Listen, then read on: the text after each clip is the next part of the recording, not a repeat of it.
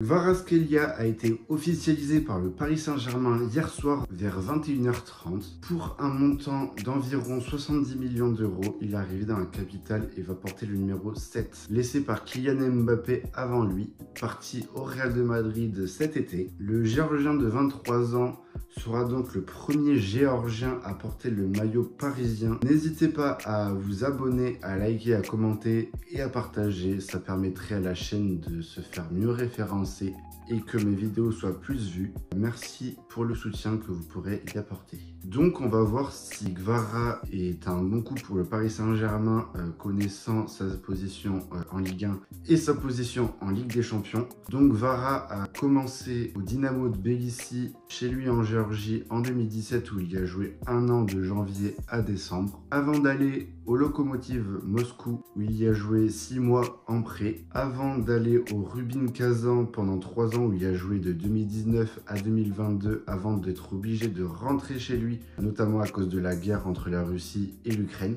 Donc il a ensuite joué 4 mois au Dynamo Batumi avant d'être repéré par le Napoli en juillet 2022 et il a été acheté pour environ 13 millions d'euros à ce moment-là. Il y jouera 107 matchs, il y marquera 30 buts, il y fera aussi 24 passes décisives et il sera l'un des acteurs majeurs de la victoire du Napoli sur le Scudetto 2022-2023 et permet ainsi au Napoli de gagner le Scudetto 33 ans après et ainsi de gagner le 3e Scudetto du club.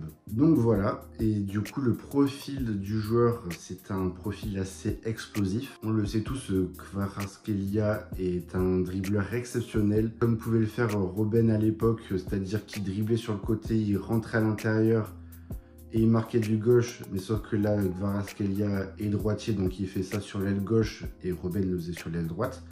Mais c'est un peu la même chose. Il est capable de casser des lignes grâce à ses accélérations aussi. Et il est capable d'éliminer des adversaires en 1 contre 1. On le sait, Luis Enrique adore ces types de joueurs qui sont capables de déséquilibrer les blocs adverses. On l'a vu notamment avec Neymar à Barcelone, Dembélé aussi à Barcelone et aussi au PSG. Et Barcola est aussi capable de le faire par moment. Kvara a aussi une polyvalence offensive.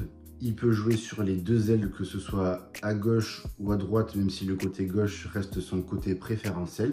Il a cette capacité à occuper plusieurs postes offensifs, c'est-à-dire qu'il peut jouer à gauche, à droite et même il peut jouer en numéro 10. Et du coup, ça laisse à Luis Enrique la possibilité de mettre en place plusieurs positions d'attaque et d'être plus flexible, donc trahir beaucoup plus les défenses. Même si ça reste un joueur offensif, Kvara est aussi connu pour son contre-pressing, ce qu'adore faire Luis Enrique. Il est capable de presser et de participer à la récupération, qui donc reste un aspect crucial dans le jeu de Luis Enrique, qui prône ainsi un jeu intense. Et donc, outre ses qualités de jeu, Kvara a une excellente vision de jeu et a une capacité à créer des opportunités pour ses coéquipiers. Ce qui le rend ainsi précieux lors des attaques rapides et des phases de jeu de combinaison rapide lors des contre-attaques que parfois ont le PSG sur corner. Donc on a vu les qualités de Kvaratskhelia intrinsèquement. Est-ce que maintenant ces qualités-là intègrent parfaitement le style de jeu que attend Luis Enrique et celui qu'il prône en match? On va voir ça. Donc on le sait, Luis Enrique, il aime avoir le contrôle sur le ballon.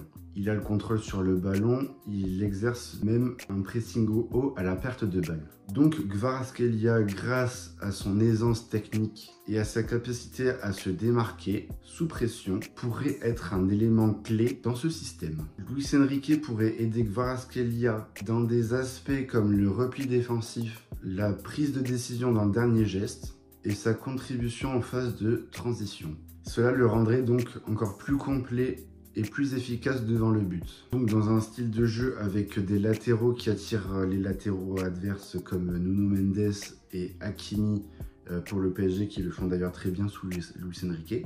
Et un Gonzalo Ramos, s'il est là en pointe en numéro 9, peut attirer les défenseurs centraux et donc laisser de l'espace pour Kvaratskhelia sur le côté. Et donc il aura plus d'espace à exploiter et donc il pourra exprimer sa vitesse, sa créativité et faire des beaux dribbles qui vont être donc appréciables à regarder. Donc voilà, je trouve que Kvaratskhelia peut bien intégrer le style de jeu que prône Luis Enrique, mais je trouve qu'il y a quand même des risques pour lui et il peut avoir des limites. On sait que Luis Enrique peut être très exigeant avec ses joueurs et avec son style de jeu. Donc Vara devra s'adapter à des consignes très strictes, comme on le sait avec Luis Enrique, et s'adapter à ces consignes très strictes, notamment en transition défensive. Cela peut être un point d'amélioration pour lui. De plus, son efficacité devant le but devra être plus régulière pour ainsi maximiser son impact. On le sait, en début de saison, Barcola marquait beaucoup, maintenant un peu moins, et du coup Paris marque un peu moins et perd des matchs, notamment en Ligue des Champions. Dembélé, il marque pas tous les matchs, donc le PSG marque moins aussi. Et Gonzalo Ramos a été longtemps blessé jusqu'à mi-novembre, fin novembre. Donc, à ces moments-là, le PSG ne marquait pas beaucoup. Donc, en conclusion, Kvaratskhelia a toutes les qualités pour s'épanouir dans le style de jeu de Luis Enrique et au PSG. Si ce dernier parvient à exploiter son potentiel tout en lui inculquant davantage de discipline tactique, leur collaboration pourrait être particulièrement intéressante.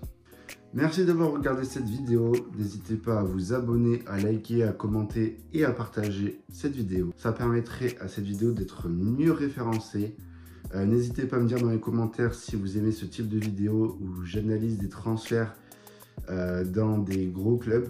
Même si c'est des petits clubs, ça ne me dérange pas de faire des vidéos. Bon, bien sûr, si c'est le petit village du coin, je ne vais pas faire de transfert, il faut que quand même le transfert soit gros. Donc voilà, n'hésitez pas à commenter. Salut!